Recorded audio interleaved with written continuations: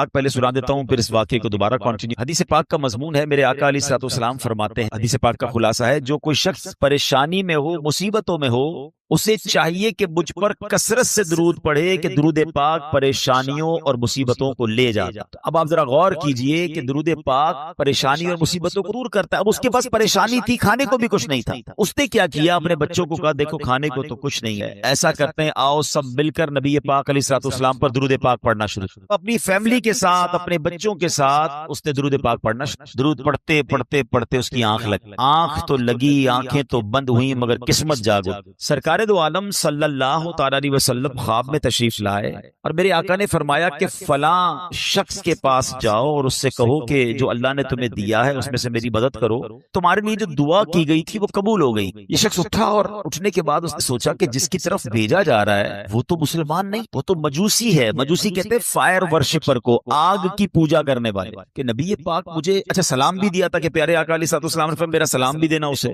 کہ پیارے آقا ایک غیر مسلم کو سلام بھجوائیں گے اور مجھے اس کے پاس بھیجیں گے؟ کنفیوز، درود پاک پڑھتے پڑھتے پھر سو گئے۔ پھر سویا تو پیارے آقا علیہ الصلوۃ والسلام خواب میں تشریف لائے، فرمایا میرا اشارہ اسی کی طرف ہے، جا کر میرا سلام دو اور اس کو کہو تمہیں جو اللہ نے دیا اس میں سے میری مدد کرو، اور تمہارے لیے جو دعا مانگی گئی تھی وہ قبول ہو گئی ہے۔ اگین ویری پیارے، ایک مجوسی کو، ایک غیر مسلم کو سلام بھجوا رہے ہیں۔ اچھا نبی پاک کا خواب میں دیدار کا فارمولہ آج سمجھ لیجئے، اللہ پاک ہم سب کو دیدار مصطفیٰ نصیب فرمائے صلی اللہ علیہ وسلم۔ علماء فرماتے ہیں کہ اگر کسی کو خواب میں پیارے آقا کے علیہ الصلوۃ والسلام کی زیارت ہوئی ہے نا، یعنی اس کا بھی ایک طریقہ ہوتا ہے، یا تو نبی پاک علیہ الصلوۃ والسلام خواب میں آ کر خود ارشاد فرما دیتے ہیں، اپنا نام ارشاد فرماتے ہیں، یا کوئی خواب میں بتاتا ہے کہ جناب رسول اللہ علیہ الصلوۃ والسلام ہیں، تو جس نے نبی پاک کو دیکھا اس نے پیارے آقا ہی کو دیکھا، شیطان نبی پاک کی صورت میں نہیں آ سکتا۔ اب اس بندے کو یہ مسئلہ پتا تھا، یار خواب میں اگر پیارے آقا علیہ الصلوۃ والسلام کا دیدار ہوا ہے تو ہیں تو یہ جناب رسول اللہ علیہ السلام۔ اب یہ جناب ڈھونڈتا ڈھونڈتا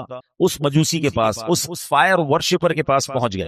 جب پہنچا تو وہ one of the billionaire of that time تھا، بہت پیسے والا آدمی تھا، اس کا بڑا سا محل تھا، بڑا سا گھر تھا، نوکر چاکر تھے، بزنس میٹنگ چل رہی تھی۔ اس نے جا کر کہا مجھے آپ سے خاص بات کیا کہیے؟ کہا اکیلے میں کرنی، اکیلے میں بیٹھے، کہا ہمارے آقا ہمارے آخری نبی صلی اللہ تعالی علیہ وسلم نے آپ کو سلام کہا۔ وہ مجوسی کہتا ہے آپ کے نبی کون ہے؟ اب ذرا سنیے گا، وہ کہتا ہے آپ کے نبی کون ہے؟ ان کا نام جناب محمد صلی اللہ تعالی علیہ وسلم ہے۔ کہا میں تو ان کو نہیں جانتا اور میں تو ان کو مانتا بھی نہیں۔ اب آپ سمجھیے گا بات کو کہ وہ کہتا ہے نہ میں ان کو جانتا ہوں نہ میں ان کو مانتا ہوں۔ کہا نہیں، مجھے میرے نبی علیہ الصلوۃ والسلام نے آپ کے پاس بھیجا ہے، آپ ہی کے بارے میں اشارہ تھا، آپ کو سلام دینے کا بھی کہا ہے، اور آپ کے لیے ایک بات یہ بھی فرمائی کہ آپ کے لیے جو دعا مانگی گئی تھی نا وہ قبول ہو گئی ہے۔ کہتا ہے اچھا تم اللہ کی قسم کھا کر کہہ سکتے ہو کہ تمہارے نبی نے بھیجا ہے؟ کہا میں رب کی قسم کھا کے مجھے میرے نبی نے آ کر کہا۔ اچھا، اب اس کا ہاتھ پکڑا اور اپنے گھر کے اندر لے چھت پر لے جانے کے بعد کہتا ہے اپنا ہاتھ دو، ہاتھ پکڑ کر کہتا ہے مجھے کلمہ پڑھا اور مسلمان کر، اشہد ان لا الہ الا اللہ واشہد ان محمدا عبدہ ورسولہ۔ اس نے کلمہ پڑھا، مسلمان ہو۔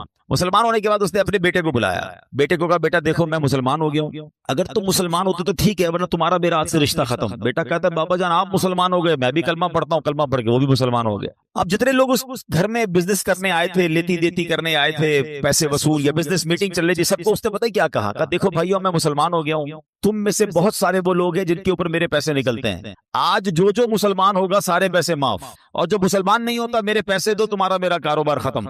بڑی تعداد میں لوگوں نے کلمہ پڑھا، وہ بھی مسلمان ہو گئے۔ اپنی بیٹی کو بلایا، بیٹی کو کہا بیٹی دیکھو میں بھی مسلمان ہو گیا ہوں، تمہارا بھائی بھی مسلمان ہو گیا، اگر تمہیں بھی مسلمان ہونا ہے تو مسلمان ہو جاؤ۔ اچھا بدقسمتی کی بات یہ ہے کہ مجوسی جو ہوتے ہیں نا ان کے اندر بھائی بہن کی شادی کی اجازت ہوتی ہے، وہ بھائی بہن شادی کرتے ہیں معاذ اللہ۔ تو تھوڑے دنوں پہلے ہی انہی بھائی بہن کی شادی کی تھی اس نے، تو بہن کہتی ہے کہ بابا جان جب سے شادی بھائی کے ساتھ ہوئی میرا دل مطمئن نہیں تھا، واقعی یہ بات درست نہیں ہے کہ بھائی سے شادی ہو، میں بھی کلمہ پڑھتی ہوں، کلمہ پڑھ کر وہ بھی مسلمان ہو۔ اب وہ جو بندہ پیغام لے کر کے آتا کہتا ہے رکے تو صحیح، مجھے تو بتائیں بات کیا ہے، ابھی تھوڑی دیر تو پہلے آپ کہہ رہے تھے میں ہمارے نبی کو نہیں جانتا، تمہارے نبی کو نہیں جانتا، اب سارے کلمہ پڑھی جا رہے ہیں، مجھے تو بتائیں یہ راز کیا ہے؟ وہ کہتا ہے اب میں تمہیں بتاتا ہوں بات کیا ہے۔ کہتا ہے بات یہ ہے کہ کچھ دنوں پہلے ہی اپنی بیٹی اور بیٹے کی میں نے شادی کی، بہت بڑی دعوت کی، بہت بڑا کھانا کیا، پورے شہر کے لوگ آئے، بہت دھوم دھڑکا کیا ہم نے، جب رات تھک ہار کے میں اپنے کمرے میں سویا تو مجھے بالکل گھر کے برابر والے گھر سے رونے کی آواز آئی. میں نے کان لگائے تو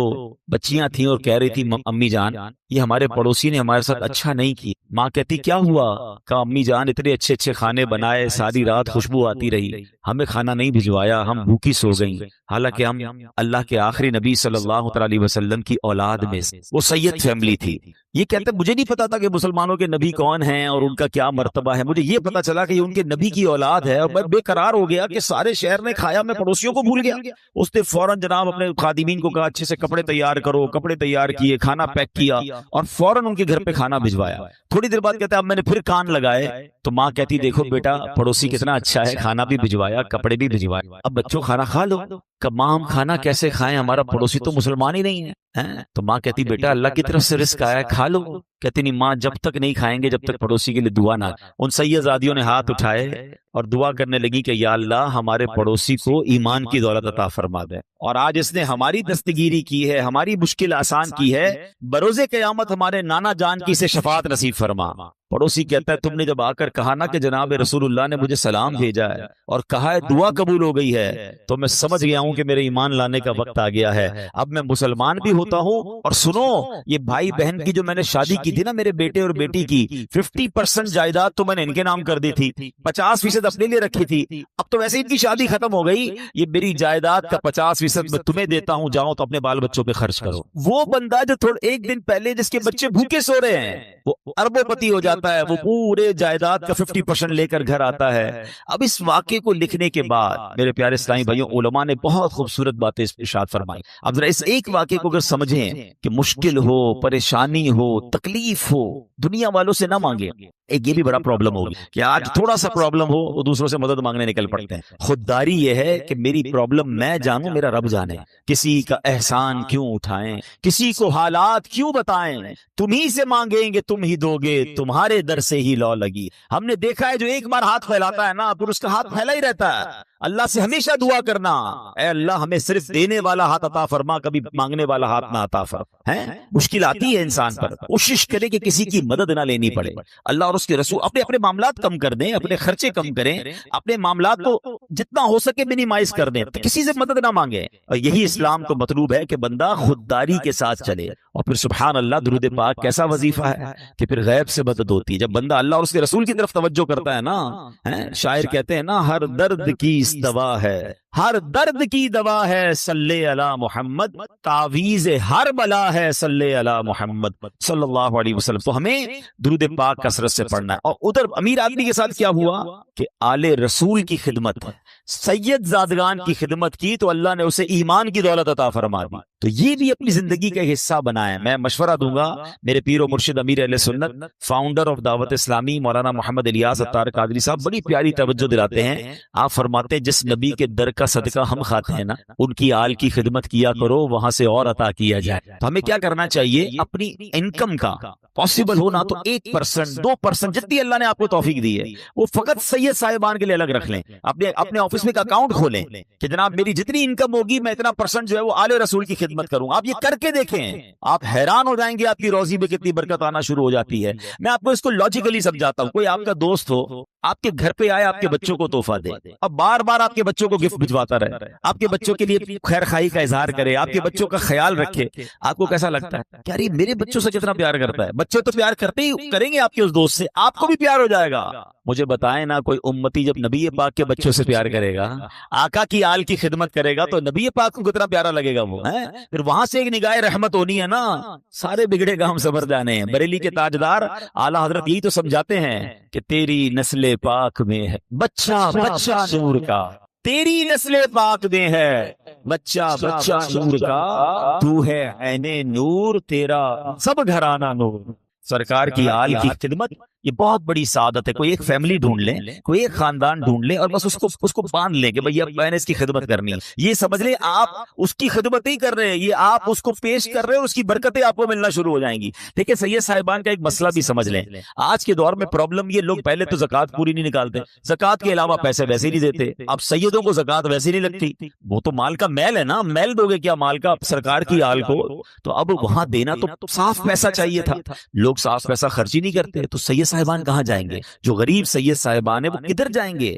ہمیں یہ خیال رکھنا ہوگا کہ جیسے میرے بچے ہیں نا، یہ میرے آقا علیہ الصلوۃ والسلام کی اولاد ہے، یہ ان کی نسل میں سے ہیں، تو جس طرح اپنے بچوں کا خیال رکھتے ہو، ایسے کوئی ایک فیملی کو، یہ بچے جو ہے کچھ بچے سید فیملی کے اپنے ذمے لے لیں، اور پھر آپ دیکھیں انشاءاللہ، اور آپ غور کریں گے نا آپ کو آس پاس ہی مل جائیں گے، بس ایسا نہیں ملیں گے، آپ تھوڑا سا غور کریں گے، ہو سکتا ہے آپ کے ملازمین میں سے کوئی ہوں گے، آپ کے آس پاس پڑوسیوں میں سے کوئی سید فیملی نکل آئے گی، تو یہ خدمت کریں اور پھر دیکھیں کہ اس کی برکتیں کیسے نصیب ہوتی ہیں۔ اللہ پاک ہم سب کو آل رسول کا خدمتگار بنا دے۔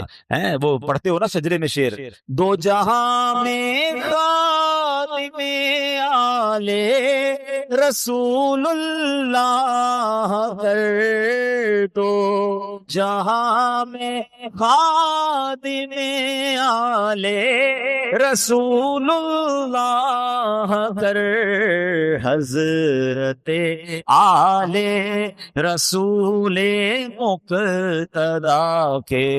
ہاں، جس کو ادھر بھی نوکری آل رسول کی مل گئی، پنجتن کی غلامی ادھر مل گئی اور ادھر بھی نوکری مل گئی، اس سے اچھی کون سی نوکری ہے؟ نیازی صاحب لکھتے ہیں نا، مجھ پہ کتنا نیازی کرم ہو گیا، دنیا کہنے لگی پنجتن کا گدا، اس گھرانے کا جب سے میں نوکر ہوا، سب سے اچھی میری نوکری ہو گئی۔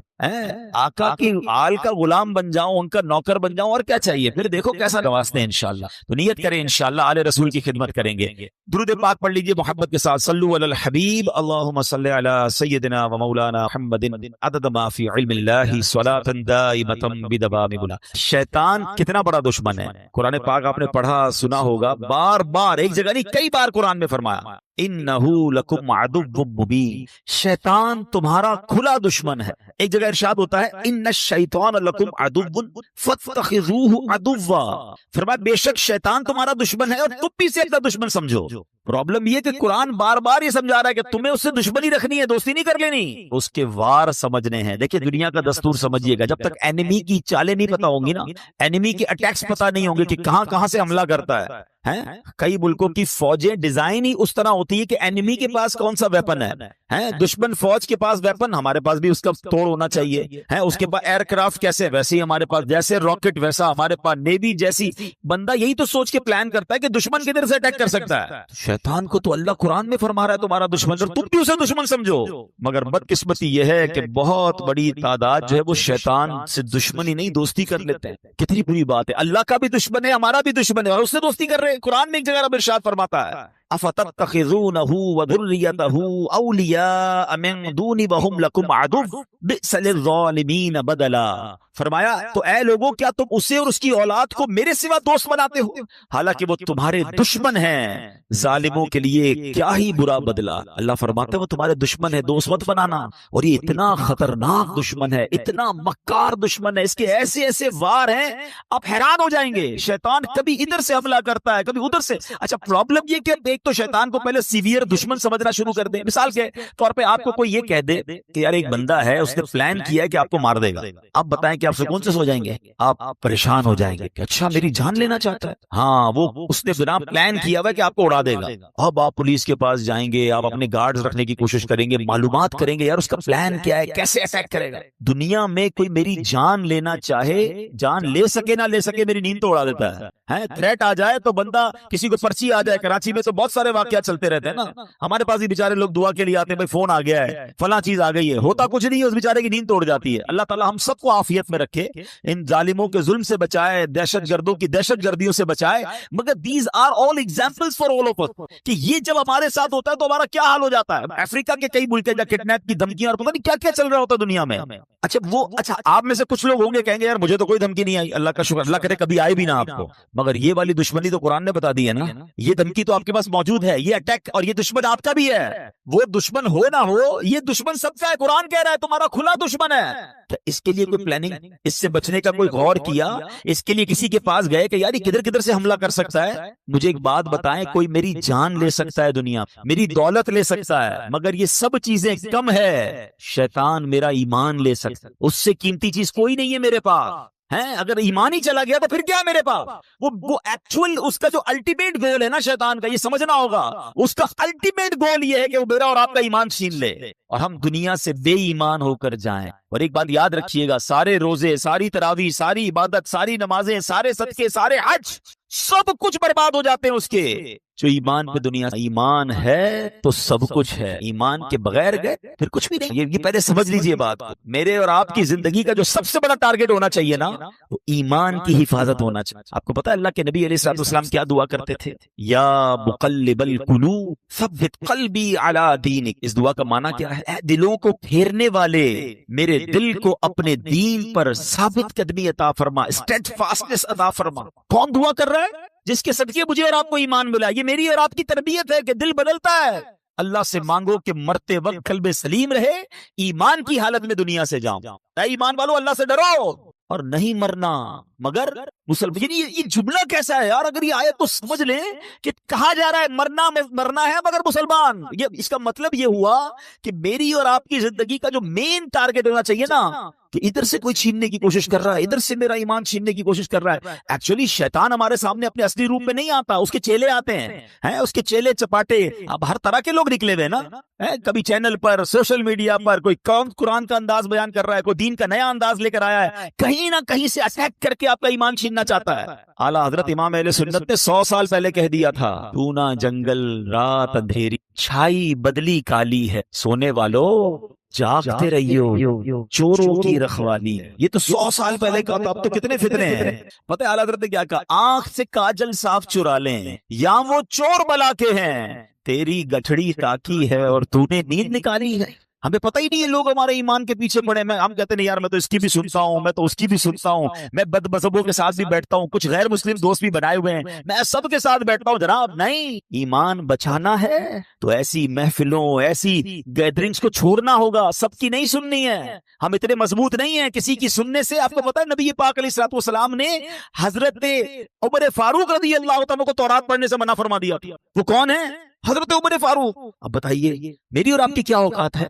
बंदा कहता है मैं जरा दूसरों की किताबें भी पढ़ूंगा, दूसरों के दलाइल भी सुनूंगा।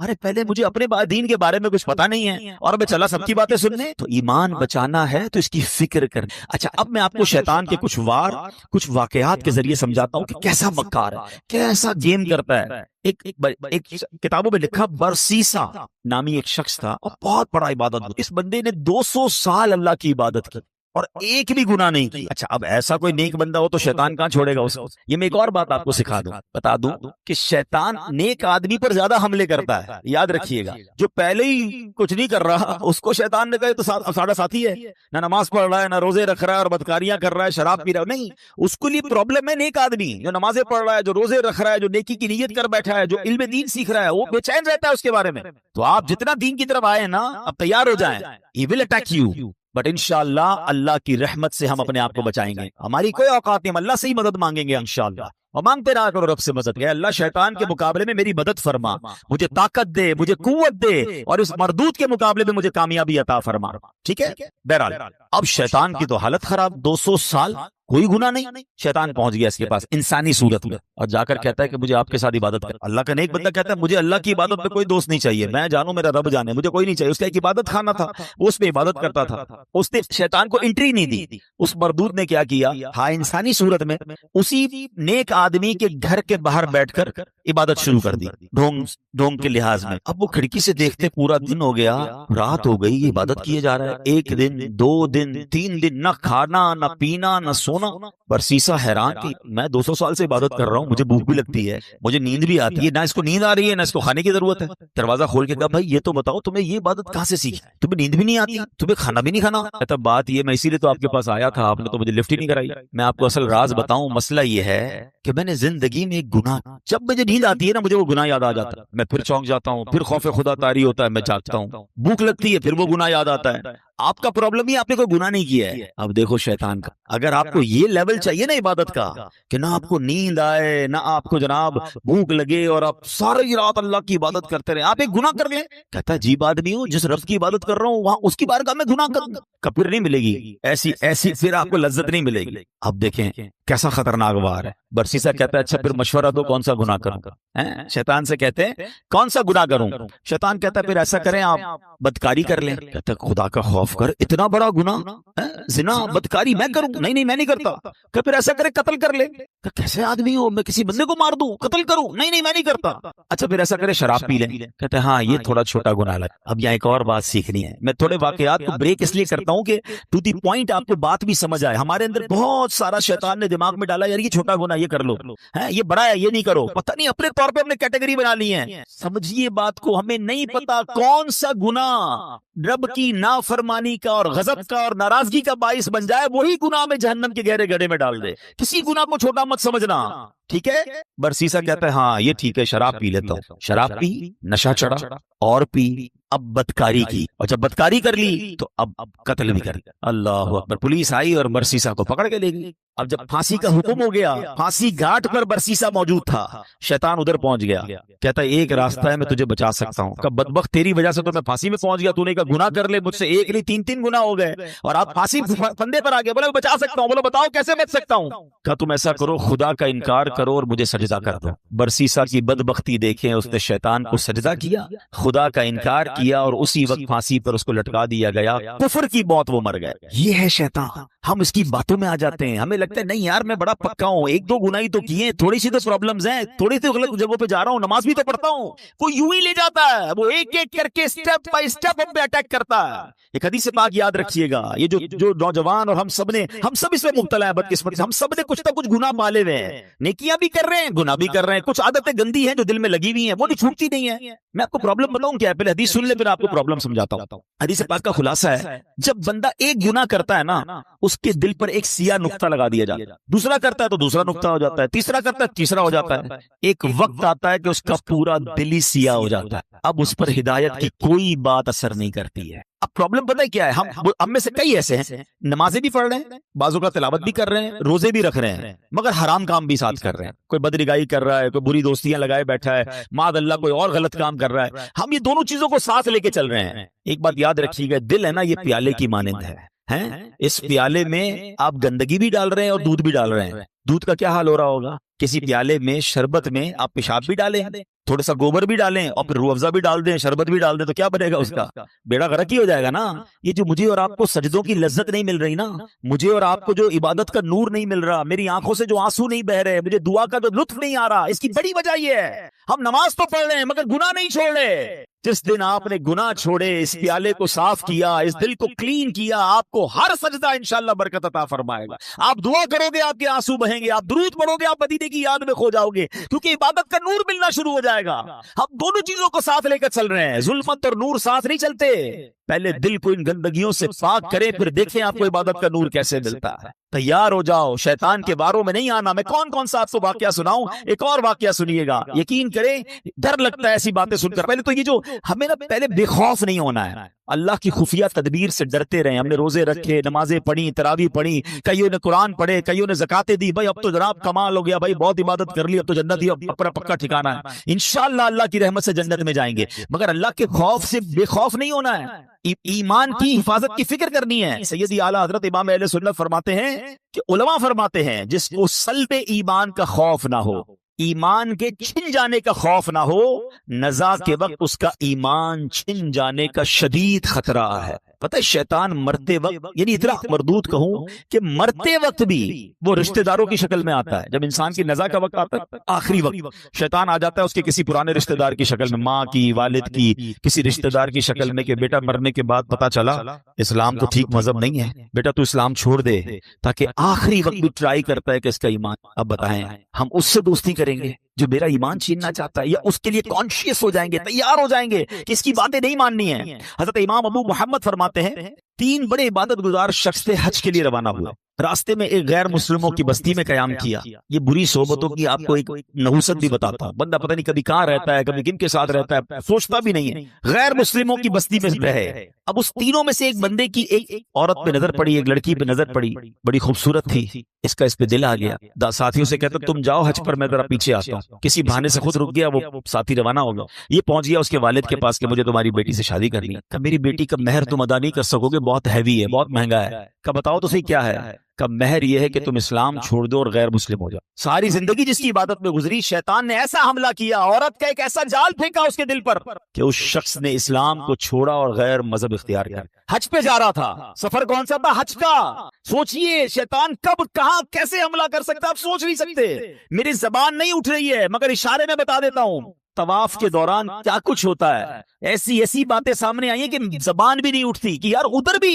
لیکن شیطان، ہم سمجھتے کعبے کے سامنے کچھ نہیں ہو سکتا. آپ اپنے گھر میں سوچ رہے میں محفوظ ہوں، کعبے کے سامنے بہکاتا ہے وہ. ادھر غلط کام ہو جاتے ہیں، چوری پکڑتے ہوئے نہیں پکڑے جاتے حرم کے اندر ہیں. سوچئے شیطان سے کوئی محفوظ نہیں. اپنے آپ کو سیکیور مت سمجھو. اس کی فکر کرنی ہے، دعائیں مانگنی ہے، اس کا علاج کرنا ہے اور اپنے آپ کو ان بری صحبتوں سے بچانا ہے. اب کیا ہوا؟ غیر مسلم ہو گیا. تھوڑے عرصے کے بعد اس بندے کا اسی مذہب سے وصال ہو گیا، یعنی کفر پر ہی مر گیا. وہ جو دوست تھے نا حج پر گئے تھے، کچھ عرصے بعد اس بستی میں آئے کہ یار مجھے تو صحیح دوست کدھر ہے. کسی نے بتایا اس نے تو مذہب بھی بدل دیا اور اسی مذہب پر، کفر پر اس کی موت بھی ہو گئی. کہا یار قبر ہی بتا دو. قبر پہ گئے تو اس قبر کے کنارے ایک عورت 2 بچوں کے ساتھ بیٹھی رو رہی. عورت سے پوچھا تو کون ہوگا؟ میں اس کی بیوی ہوں جس کی وجہ سے اس نے میرا مذہب اختیار کیا. دوست رونے لگے اور اس عورت کو بتایا کہ پتہ ہی ہمارا دوست کیسا تھا، کتنی عبادت کرتا تھا، کتنے روزے رکھتا تھا، بہت اللہ کا نیک بندہ تھا. اور دیکھو اس بیچارے کا اس کے ساتھ ہوا کیا کہ ایمان ہی چلا گیا. عورت نے جب یہ سنا کہ میرا شوہر اتنا نیک تھا، اس کے دل میں اسلام کی محبت آئی. وہ عورت کلمہ پڑھ کر مسلمان ہو گئی. ہائے ہائے ہائے، اس واقعے کو لکھ کر جو علماء نے باتیں لکھی ہیں نا، رونگٹے کھڑے ہو جاتے کہ یہ ہے اللہ کی خفیہ تدبیر. وہ جس عورت کے لیے غیر مسلم ہوا، وہ غیر مسلم کی موت مرا اور اس کے مرنے کے بعد اللہ نے اس عورت کو ایمان کی دولت عطا فرمائی. یہ اللہ پاک کے فیصلے ہیں. اللہ کی خفیہ تدبیر سے ڈرو، اپنی ایمان کی فکر کرنی ہے، شیطان کے واروں سے بچنے کا ذہن بنانا ہے.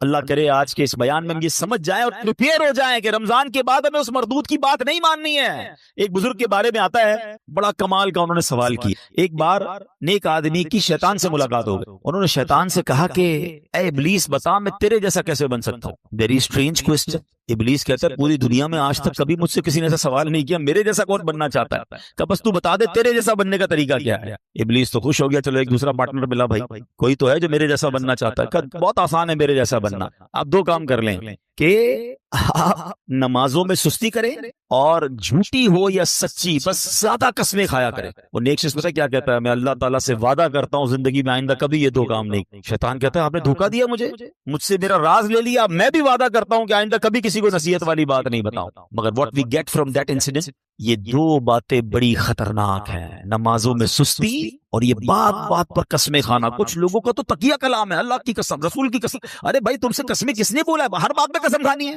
سودا بیچنا ہے تو قسم، کیوں قسمیں کھانی ہے؟ پلیز قسموں کی عادت ختم کریں. یہ سودا بک تو جاتا ہے قسمیں کھا کے، برکت اڑ جاتی ہے. لیکن پہلی بات زیادہ سیویئر ہے نا، نمازوں میں سستی. ہم زبان سے نہیں کہتے مگر ہم زبان حال سے پریکٹیکلی کیا میسج دے رہے ہوتے ہیں کہ اے شیطان جب تک تو بند تھا نا تب تک ہم اللہ کے بندے تھے، تب تک مسجدوں میں جاتے رہے. اب جب تیری باری ختم، اب تو چھوٹ کے آئے گا تو ہم اب تیری بات مانیں گے. کیا اس بار بھی ایسا پیغام دو گے؟ نیت کر لیں انشاءاللہ. کچھ بھی ہو جائے اس بار مسجد چھوڑ کے نہیں جائیں گے انشاءاللہ. نمازوں کی پابندی کریں گے. یہ شیطان کا وار ہے، وہ پہلے سست کرتا ہے نماز میں. یاد رکھیے گا، پہلے آپ کی جماعت جائے گی، ٹھیک ہے، اس کے بعد وہ کہے گا سنتیں پڑھنے کی کیا ضرورت ہے، نفل پڑھنے کی کیا ضرورت ہے. یہ بڑا مکار ہے. آپ دیکھیے پتہ ہے شیطان کی پلاننگ کیا ہوتی ہے. اتنا مکار ہے کہ نمازی کو یہ نہیں بولے گا نماز چھوڑ دے. پتہ یہ پکا ہے بھائی نمازی کہ جماعت چھوڑ دینا یار کوئی بات نہیں، گھر میں بھی تو ہو ہی جاتی ہے. پہلے جماعت چھوڑوائے گا، مسجد سے دور کر دیا. اب کہے گا یار اتنی بڑی نماز پڑھنے کی کیا ضرورت ہے، نفل تو چھوڑ دے. ڈائریکٹ نفل چھوٹیں گے. پھر کہے گا سنتیں چھوڑ دے، سنتیں چھوٹیں گی اور آخر میں آپ کا فرض بھی چلا. یہ آپ کے میرے حصار ہیں، یہ عبادتوں کے حصار ہیں. یہ آپ سمجھیے گا. آپ کے گھر میں باؤنڈری ہوتی ہے نا، میری نماز کا حصار کیا ہے؟ میرے فرض کا حصار ہے واجب. یہ سمجھ لیں باؤنڈری ہے. واجب کے بعد ایک باؤنڈری ہے سنت کی، اس کے بعد ایک باؤنڈری ہے نفل کی. اگر میں نے نفل پکڑ کے رکھے نا میرے سنت نہیں جائے گی. اگر سنت پکڑ کے رکھے تو واجب نہیں جائے گا. واجب پکڑ کے رکھے تو فرض نہیں جائے گا. اور یہ سب چھوڑتا گیا تو ایک ایک کر کے وہ سب لے جائے گا. اچھا یہ ایک اور اس کی مکاری بتاؤں. پہلے تو پلان کرتا ہے کہ کسی نیک آدمی سے کوئی بڑا گناہ کرا دے، شراب پلا دے، بدکاری کروا دے، قتل کروا دے. جب یہ دیکھتا ہے نا یار یہ تو کچھ کر ہی نہیں رہا ہے، میری مان ہی نہیں رہا ہے، تھکتا نہیں ہے۔ یاد رکھیے گا اتنا خطرناک اینیمی ہے، اس کو نیند نہیں آتی، ہمیں نیند آتی، ہم اس کو دیکھ نہیں سکتے، وہ ہمیں دیکھ رہا ہے، بلکہ روایتوں میں آیا یہ ہمارے بلڈ میں، ہماری رگوں کے اندر چل رہا ہوتا ہے، اتنا خطرناک دشمن ہے، اور ہم سوئے ہوئے ہیں، ہمیں فکر ہی کوئی نہیں ہے۔ ایک نعرہ لگاتے ہیں شیطان کے خلاف جنگ جاری رہے گی، صرف نعرہ لگاتے ہیں، کمبل اوڑھ کے سو جاتے ہیں۔ او بھائی تیار بھی تو کرو اپنے آپ کو کہ کیسے جنگ لڑو گے، ٹھیک ہے؟ اب جب یہ دیکھتا ہے کہ یار یہ نیک نمازی آدمی ہے، نہ شراب پی رہا ہے، نہ بدکاری کر رہا ہے، نہ قتل کر رہا ہے، نہ کسی کو ظلم کر رہا ہے، اب کیا کروں؟ تھکتا نہیں ہے، اب اس کو کہتا ہے عبادت میں اس کی عبادت کم کروا دوں، گناہ نہیں کروا پا رہا نا، اس کے درود کم کروا دوں، اس کی تلاوت کم کروا دوں، اس کی جماعت چھڑوا دوں۔ اچھا اب دیکھتا ہے یہ بھی نہیں کر پا رہا، اب یہ شیطان کا ایک ایسا آلہ آ گیا ہے کہ جس کے گھر میں ٹی وی نہیں تھا، جس کے گھر میں کبھی فلم VCR نہیں آیا تھا، یار ہم کئی ایسے لوگوں کو جانتے ہیں جنہوں نے کبھی زندگی میں فلمیں نہیں دیکھی تھی، مگر یہ ایک ایسا آلہ آ گیا کہ ایک بٹن دباؤ تو پتہ نہیں دوسری دنیا میں بندہ پہنچ جاتا۔ اب نیک نمازی آدمی سے بھی اس کے ذریعے گناہ کرواتا ہے، میرے ہی پیسے لگے، میں ہی انٹرنیٹ کا بل بھر رہا ہوں، میں نے ہی لاکھوں روپے کا موبائل لیا اور مجھے ہی جہنم میں لے جا رہا ہے، کیا بے وقوفی ہے یار۔ سوچئے یہ شیطان کے وار ہیں، یہ ساری روحانیت منٹوں میں برباد ہو جاتی ہے جب آپ اپنی آنکھیں حرام دیکھتی ہیں۔ اچھا پھر ایک اور کیا کرتا ہے کام، دیکھیں میں آپ کو کچھ شیطان کی چالیں بتا رہا ہوں۔ ایک اور پھر پتہ کیا کرتا ہے کہ اگر آپ کسی نیکی میں بہت ساری نیکی کر ہی رہے ہیں، صدقہ بھی دے رہے ہیں، زکوٰۃ بھی دے رہے ہیں، خیرات بھی دے رہے ہیں، اب اس کا ایک اور وار یہ کہ یار نیکی تو کر لی اس نے، اب یہ کہتا ہے اس کی نیکی برباد کرواؤ۔ اب نیکی برباد کیسے ہو سکتی ہے بھائی، میں نے کر تو لی، نماز بھی پڑھ لی، روزہ بھی رکھ لیا، صدقہ بھی دے دیا، رسید بھی آ گئی، فطرہ بھی دے دیا، نہیں جناب، he have some weapons to destroy your all good deeds۔ اب کیسے؟ اب وہ بندے کو کہتا ہے اس کو لوگوں کو بتا، اب ریاکاری شروع کرے گا، ہیں میں ذرا لوگوں کو بتاؤں بھائی میں نے تو بڑی رات کو 5,000 روپے خرچہ کیا، میں نے مہنگا والا فطرہ دیا ہے، میں جناب تہجد بھی پڑھتا ہوں، میں تو جناب قرآن 3 بار ختم کیا ہے، اب لوگوں کو بتانا شروع کریں گے۔ سمجھیے یہ بات، یہ شیطان کا بڑا خطرناک وار ہے۔ آج کسی سے ملاقات کرے نا، آئی صاحب کیسے ہیں، طبیعت ٹھیک ہے؟ بس اللہ کا بہت کرم ہے جناب، 2010 میں حج میں گیا تھا تو 2015 سے 5 بار عمرہ کر چکا ہوں، الحمدللہ ہمارے گھر کے برابر میں جو مسجد ہے اس کی چھت بھی ہم نے ڈلوائی تھی، بس افطاری کا سامان بھی اپنے گھر سے ہی جاتا ہے۔ 5-7 منٹ میں حاجی صاحب نے 15 سال پرانی نیکیاں ساری گنوا دی۔ کیوں بھائی، میں نے تو طبیعت پوچھی تھی آپ سے، یہ کب پوچھا تھا کہ اپنی ذرا بیلنس شیٹ دیجیے۔ اچھا ایک اور عجیب بات ہے، آپ کو 15 سال پرانا حج یاد ہے، کل جھوٹ بولا تھا وہ یاد ہے، آپ نے اللہ کی راہ میں 1 لاکھ روپے چندہ دیا وہ یاد ہے، 5 لاکھ روپے حرام کے کمائے وہ یاد ہیں؟ یہ سوچئے، یعنی ہم گناہ کر کے بھول ہی جا رہے ہیں اور نیکیاں بار بار ریمائنڈ ہو رہی ہیں، بار بار ریکال ہو رہی ہے، یہ شیطان کا وار ہے۔ یاد رکھیے گا، بزرگان دین کے یہ اقوال ملتے ہیں کہ اپنے گناہ یاد رکھنا اور نیکیاں بھول جانا یہ اللہ کی عبادت ہے، اور ہمارا سرکل ہی الٹا ہے، ہمیں گناہ تو یاد ہی نہیں ہے۔ یقین کریں 1 ہفتہ پرانا گناہ یاد نہیں ہوگا آپ کو اور مجھے، لیکن 25 سال پرانی بچپن کی نیکی بھی یاد ہوگی۔ کیوں؟ یہ شیطان کا وار ہم سمجھ نہیں پا رہے، یہ ہمارے ساتھ گیم کرتا ہے کہ نیکی کر لینا، پہلے تو کوشش کی نہ کریں، اب کر لی تو چھپانے نہیں دیتا، اور پھر بار بار پہلے تو کہتے ہیں نیکی کر دریا میں ڈال، اب نیکی کر فیس بک پہ ڈال، ہیں اور جناب اب تو ایک راشن کا بورا دیتے ہیں، 5 آدمی سیلفی کھنچوا رہے ہیں، اس غریب کا بھی مذاق اڑا رہے ہو یار، کیوں؟ اللہ کی راہ میں دے رہے ہو، لوگوں کو دکھانے کے لیے دے رہے ہو، یا بہت بڑا لاس کرتے ہیں اپنا، کروڑوں روپے بانٹ کر بھی ثواب نہ ملے۔ آپ سوچئے، اس کو اس طرح سمجھیے کہ ایک بندہ قیامت کے دن جائے اور اس کو پتا ہو کہ یار اتنے روزے، اتنے حج، اتنی زکاتیں دے کر آیا ہوں، اور اس کو کہا جائے کہ جاؤ ہمارے پاس تمہارے لیے آج کچھ بھی نہیں ہے، ان لوگوں سے مانگو جن کے لیے دکھانے کے لیے کیا تھا۔ اس سے بڑی مایوسی ہوگی؟ قیامت کے دن کوئی اور طریقہ ہوگا وہ نیکیاں ریگین کرنے کا؟ نہیں، یہ نل اینڈ وائڈ ہو جاتی ہیں نیکیاں۔ یہ شیطان کا بہت خطرناک وار ہے جو لوگ نہیں سمجھ رہے، لیکن نہیں جناب، ہمیں تو دنیا کو، اچھا صرف خرچے کی بات نہیں ہے، ہر عبادت ہے، طواف کرنے تو وہاں سے لائیو آ رہے ہیں، وہاں سے سیلفیاں بن رہی، کعبے کو پیٹ کر کے دعائیں کر کے دکھا رہے ہیں، گنبد خضرا کو پیٹ کر کے لوگوں، کیوں یہ سب ہو رہا ہے؟ آپ سوچئے، وہ تقدس ان مقامات کو ہم پامال کر رہے ہیں، ہر ہاتھ میں موبائل ہے، عورتیں طواف کر رہی ہیں، آپ دنیا کو دکھانے کے لیے عورتوں کی ویڈیو دنیا کو بھیج رہے ہیں۔ مکہ پاک میں 1 نیکی 1 لاکھ نیکی کے برابر ہے حدود حرم کے اندر، مگر 1 گناہ 1 لاکھ گناہ کے برابر ہے۔ اچھا لوگوں کو یہ بھی عقل نہیں ہے کہ اپنے گھر والوں کو کہتے ہیں میں تمہیں کعبہ دکھا رہا ہوں، ارے گھر والوں کی تو ویڈیو بند کر دو، آپ کی گھر کی عورت دنیا پیچھے طواف کرتے ہوئے اس کو دیکھ رہی ہے، وہ کس حالت میں بستر پر بیٹھی سوئی، اچھا گھر کا کوئی فرد بیٹھا ہے، کیوں؟ مطلب اتنا بھی سینس نہیں ہے یار، مطلب آپ سوچے تو صحیح کہ وہ مقام کیا یہ ویڈیو بنانے کا ہے؟ وہاں تو گناہ یاد آتے، وہاں آنسو بہتے، مجرم کسی بادشاہ کے دربار میں جائے اور یہ نیت لے کے جائے کہ میں گناہگار ہوں، پکڑا نہ جاؤں، معافی مل جائے، ارے وہاں تو یہ کیفیت ہونی چاہیے میں معافی مانگنے آیا ہوں، میں بخشوانے آیا ہوں، میرے ہاتھ میں بیڑیاں ہیں اور میں چھڑوانے آیا ہوں۔ اس کیفیت میں طواف کرو یار، اس کیفیت میں مدینے جائیں کہ مجرم ہوں جہاں بھر کا محشر پہ بھرم رکھنا، رسوائے زمانہ ہوں دامن میں چھپا لینا۔ یہ کیفیت ہونی چاہیے نا۔ چلا ہوں ایک مجرم کی طرح میں جانب طیبہ، نظر شرمندہ شرمندہ بدن لرزیدہ لرزیدہ، مگر کیا کریں اس دل کا تسلی نہیں ہوتی یار جب تک لوگوں کو پتہ نہ چلے کہ ماں بدولت ہر سال رمضان میں عمرہ کرتے ہیں، 27ویں کو فلاں جگہ پہ تھا تو 29ویں کو فلاں جگہ پر تھا، تو یار